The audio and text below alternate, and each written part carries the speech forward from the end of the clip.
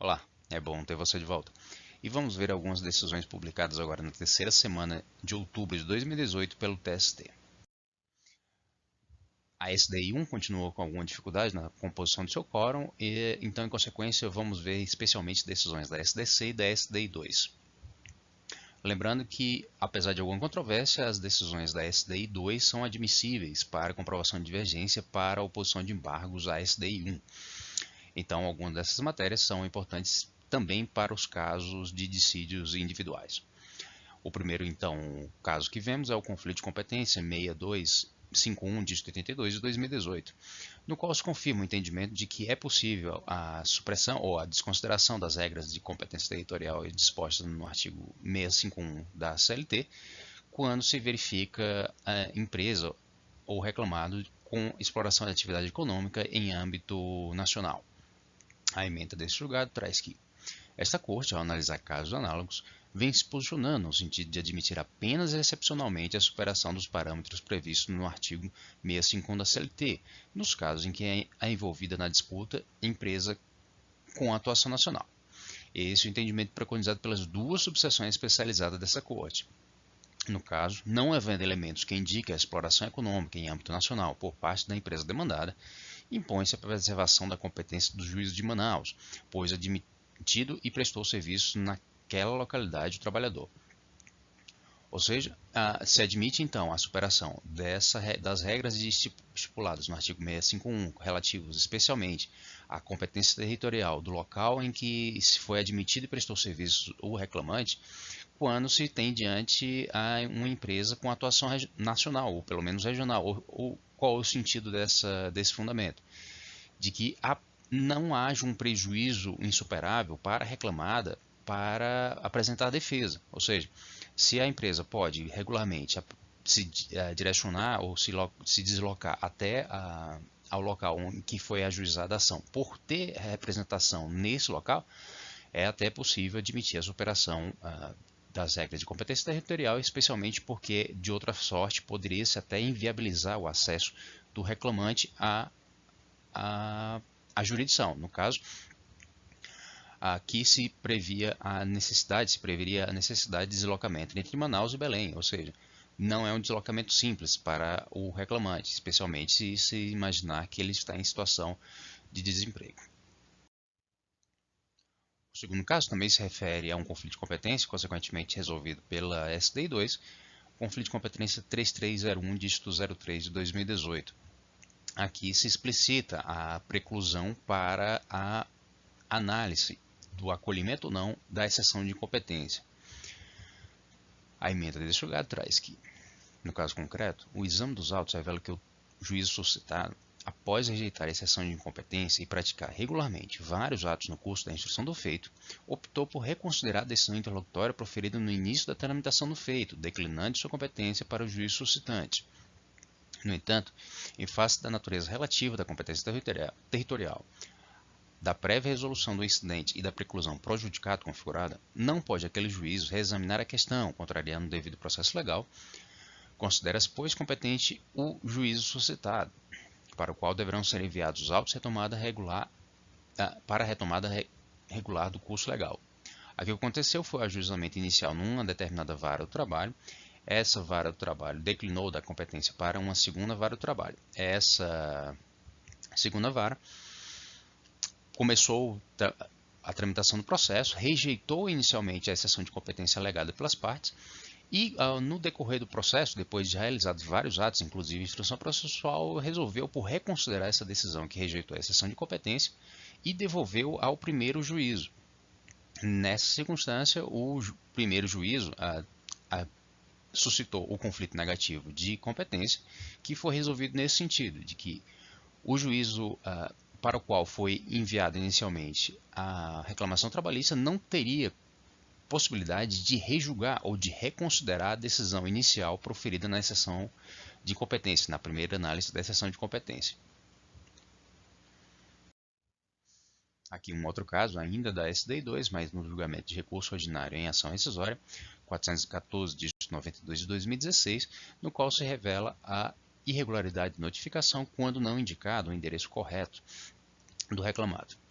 A ementa do julgado traz que não se admite o argumento de que o órgão recorrido, ao ser notificado da primeira reclamação trabalhista no endereço da empresa nativa, deveria ter conhecimento de que tal local era utilizado para o recebimento de correspondência de seu interesse.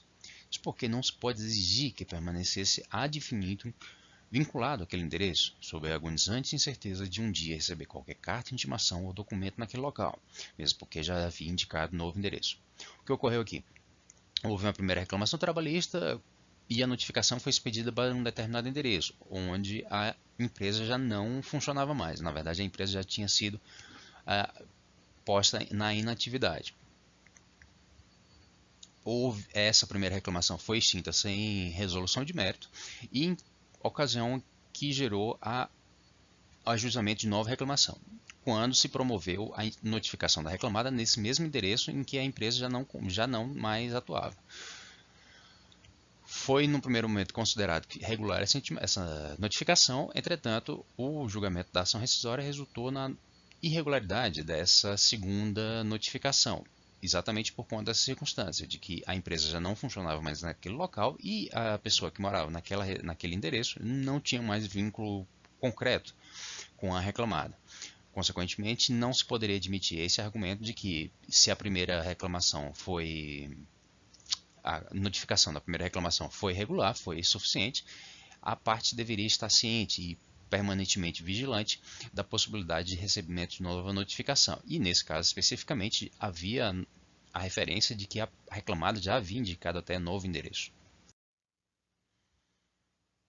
Aqui um caso peculiar, vindo da SDI 1, que trata da modulação da aplicação das teses expostas no tema número 6, no julgamento de recursos repetitivos, vinculada à orientação jurisprudencial 191 do TST. A ementa do julgado traz que a SDI 1 do TST, no julgamento de recursos de revista repetitivo, firmou a tese de que, excepcionados os entes da administração pública, da administração direta e indireta, o dono da obra é subsidiariamente responsável por obrigações trabalhistas não adimplidas do empreiteiro que contratar sem idoneidade econômico-financeira por aplicação analógica do artigo 455 da CLT e com fundamento em culpa e em eligência. Mudança de paradigma impacta diretamente a atual diretriz sufragada na orientação jurisprudencial 91 do TST, que, sem qualquer distinção, afasta a responsabilidade do dono da obra por obrigações decorrentes do contrato de trabalho firmado com o empreiteiro. E assim se deu provimento aos embargos de declaração NIRE 190 de 53 de 2015 para incluir uma quinta tese jurídica no tema 6 de julgamento de recurso de revista repetitivo, no qual constará então de que o entendimento constante da tese jurídica número 4 do tema 6 aplica-se exclusivamente aos contratos de empreitada celebrados após 11 de maio de 2017, data do presente julgamento, ou seja, do julgamento relativo ao incidente de recurso repetitivo. Aqui, mais uma vez, se vê aquelas complicações decorrentes da necessidade do alcance de consenso por mais de 10 julgadores na redação de determinado julgamento. Ou seja, o que a SDI diz?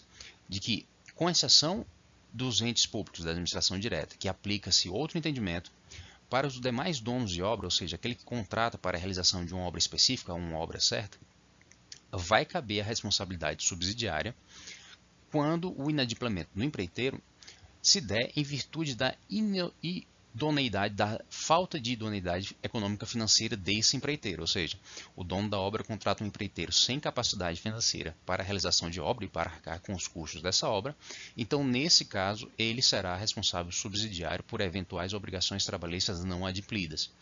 Com relação aos entes públicos da administração direta e indireta, vão se aplicar os entendimentos relativos a impossibilidade de transferência dessa responsabilidade à administração pública indireta, em virtude até dos recentes pronunciamentos do STF acerca da súmula 331. O importante destacar nesse caso de que esse entendimento de que os donos da obra passou a ser subsidiariamente responsável quando constatada a falta de idoneidade econômica financeira do empreiteiro, se aplica para os contratos celebrados após 11 de maio de 2017. Aqui passando então a julgamentos da SDC, da Seção de Dissídios Coletivos, No RO, em dissídio coletivo 127721, se vê o limite para a adoção ou para o reconhecimento de cláusulas pré-existentes. A ementa do julgado traz que a jurisprudência predominante dessa seção especializada admite a manutenção das cláusulas pré-existentes quando estabelecida em instrumento normativo autônomo, convenção coletiva ou acordo coletivo de trabalho, ou ainda em caso de sentença normativa homologatória de acordo judicial. Nessa condição, cabe o deferimento do benefício pela via judicial, porém, a norma deve preservar exatamente a redação estabelecida no instrumento normativo autônomo, com vigência imediatamente anterior, pré-existente. Ou seja, há uma limitação nas sentenças normativas, ou seja, no julgamento de dissídio coletivo, no sentido da limitação de criação de novas regras, especialmente quando não haja cláusula anterior. E aqui, mais especificamente, no julgamento de dissídio coletivo, é possível a adoção ou o referendo, a manutenção de cláusulas pré-existentes, entretanto, não é viável a modificação do conteúdo dessas cláusulas. A cláusula pode ser mantida e, nesse sentido, mantida nos seus exatos termos, mas extrapola o poder normativo da Justiça do Trabalho a adoção dessas cláusulas pré-existentes, mas com alteração. No julgamento do dissídio coletivo, há essa contraposição entre as pretensões das partes, mas essa criação de regras absolutamente novas encontra limitações. Aqui um caso que serve sobretudo para advertência e para maior atenção quando ocorrer essas situações.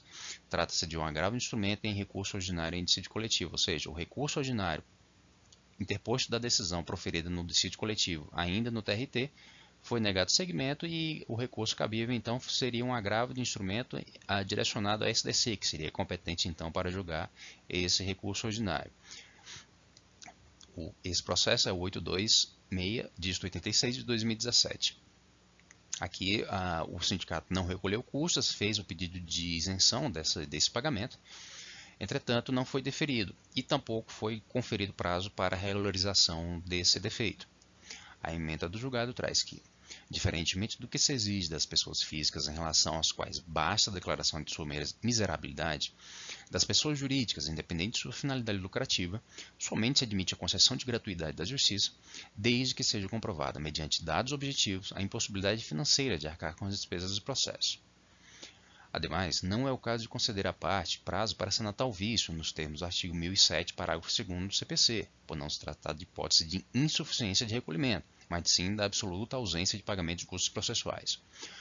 Oportuno ressaltar que a jurisprudência pacificada das turmas da SDI 1 segue no sentido de ser inaplicável ao processo de trabalho a diretriz perfilhada no parágrafo 4º do artigo 1007 do CPC, por ser incompatível com a disposição especial do artigo 789, parágrafo 1º da CLT. Então, dissecando esse pronunciamento. Inicialmente, permanece o entendimento de que para as pessoas físicas basta a declaração da sua impossibilidade financeira para que se conceda os benefícios da justiça gratuita. Para as pessoas jurídicas, tenham elas ou não finalidade lucrativa, há necessidade de demonstração dessa incapacidade por dados objetivos, o que no caso não ocorreu, mesmo que se tratasse de recurso ou de necessidade de recolhimento de custas por sindicato. Também não se admitiu a concessão de prazo para a complementação do preparo. E realmente, inclusive a SDI 1 mantém o entendimento de que não se aplica ao J140 quando há absoluta ausência de pagamento de custos. Se houver o recolhimento insuficiente, sim, haverá a possibilidade de concessão de prazo para que a parte proceda à complementação, mas havendo completa ausência de pagamento, não há prazo, não há necessidade de prazo para a regularização e é plenamente possível o reconhecimento da isenção desse recurso sem intimação prévia da parte. E, finalmente, o parágrafo 4º do artigo 1007 conferiria a possibilidade de que a parte que não realizasse qualquer tipo de recolhimento de preparo fosse intimada e tivesse que recolher esse preparo em dobro, e assim regularizando o preparo do seu recurso. Entretanto, o que se entende é que essa disposição que admitiria essa intimação e o recolhimento em dobro não se aplica ao processo de trabalho, porque o artigo 789, parágrafo 1º, determina que o recolhimento das custas devidas seja feita no prazo correspondente ao recurso. Aqui um outro caso vindo da SDC, no julgamento de recurso ordinário em ação anulatória 79 de 39 de 2017, no qual se manteve a revelia decorrente da apresentação de contestação no PJE sob sigilo, mas sem fundamentação adequada. A emenda deste julgado traz que o artigo 22, parágrafo 2º e 3º da Resolução 185 do CSJT do Conselho Superior da Justiça do Trabalho disciplina que as partes poderão atribuir sigilo à contestação, desde que, justificadamente, fundamentem uma das hipóteses ali previstas, sob pena de que o magistrado determine a exclusão das petições indevidamente protocoladas como sigilosas.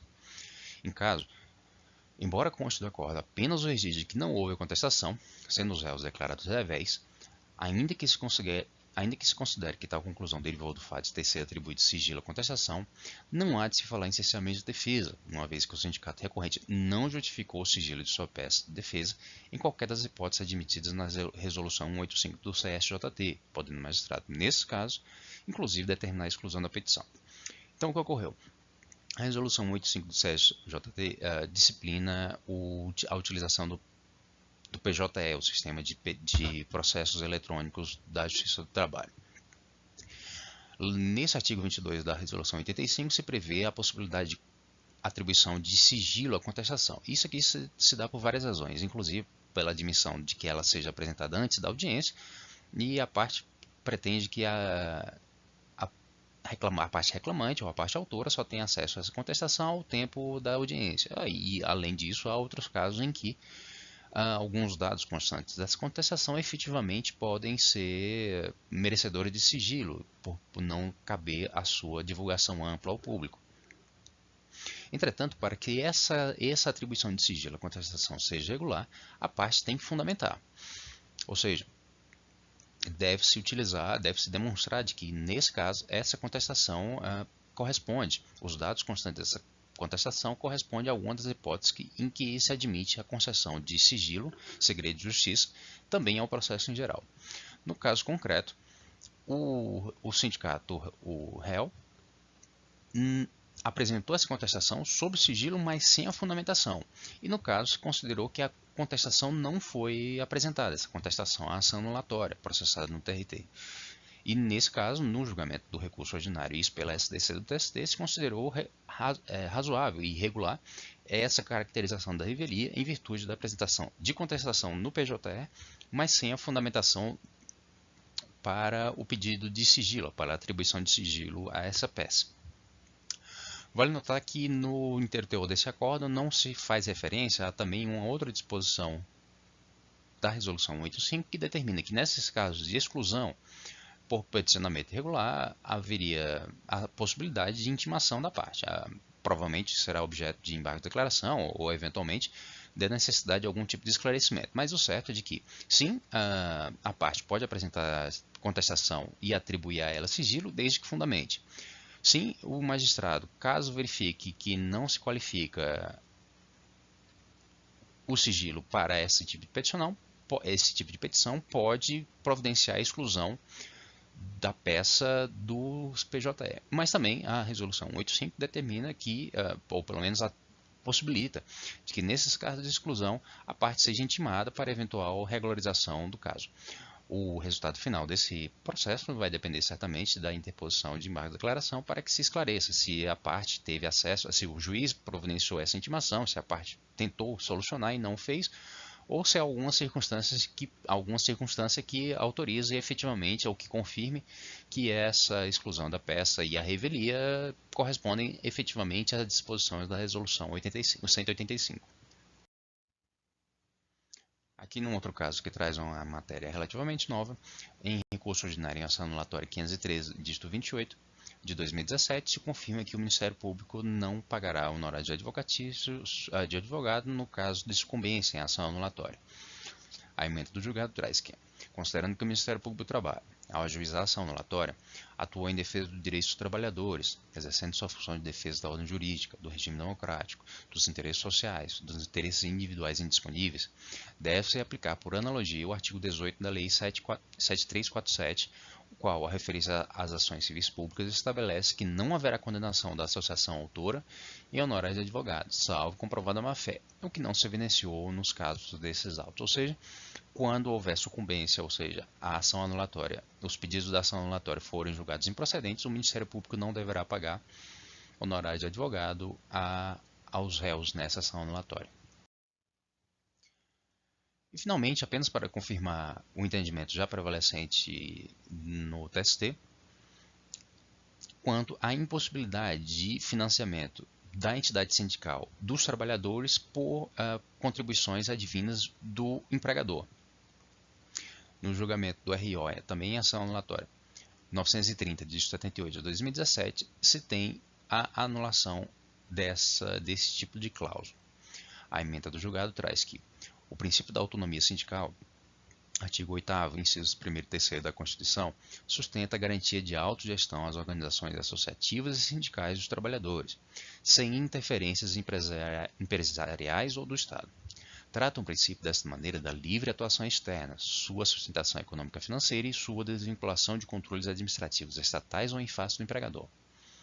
No caso vertente, a cláusula impugnada pelo Ministério Público do Trabalho estabelece contribuição assistencial do percentual de 2% do salário do empregado, a ser adquirida pela empresa ré, sem desconto no rendimento do trabalhador. Nesse contexto, a norma em questão viola frontalmente a autonomia sindical e o disposto no artigo 2º, item 2º da Convenção 98 da OIT, uma vez que estabelece contribuição assistencial a ser suportada pela categoria profissional em favor da entidade profissional. No primeiro momento, é verdade, se poderia entender de que não haveria prejuízo à atuação sindical, à liberdade sindical nessa disposição. Seria até, em verdade, benéfico, porque a entidade sindical dos trabalhadores seria financiada sem que o empregado sofresse qualquer tipo de desconto.